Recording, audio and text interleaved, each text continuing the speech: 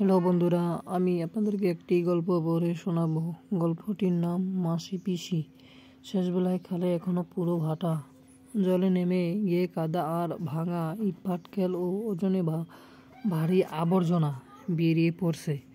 Concrete পুলের কাছে খালের ধারে লাগানো শালটি থেকে ঘর তোলা হচ্ছে পারে।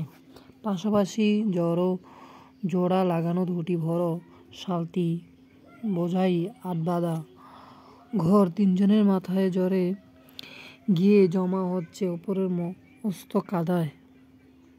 ওঠানামার পথে ওরা খড় ফেলে নিয়েছে কাদায়। শালটি থেকে ওদের মাথায় ঘর তুলে দিচ্ছে দুজন।